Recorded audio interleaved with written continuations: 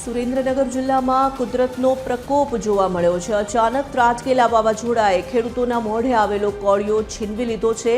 ચણા, જીરું અને વરિયાળી જેવા રોકડિયા પાક પવનમાં ઉડીને બીજા ખેતરોમાં ફેલાઈ જતા ખેડૂતોને અંદાજે 40% જેટલું નુકસાન થયું છે। તૈયાર પાક ખેતરોમાં વેરવિખેર થતા ખેડૂતો આર્થિક સંકટમાં મુકાયા છે। હાલ જગતનો તાત સરકાર પાસે ટેકાના ભાવે તાત્કાલિક ખરીદી અને યોગ્ય વળતરની આશા રાખીને બેઠો છે।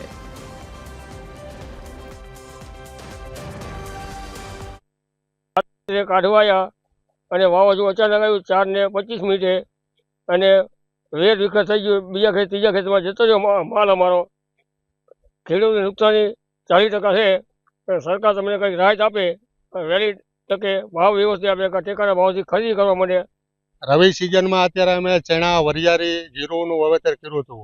ચણાનો પાક ખાસ કરીને અત્યારે જે ખેતરમાં હલરની રાહે જે હતું અને રાત્રે 4 વાગ્યે વાવાઝોડું આવ્યું તેના કારણે અમારા ચણાના પાથરા ઉડીને 3 ખેતરો આગળ વહી ગયા અને વેર વિખેર થઈ ગયા।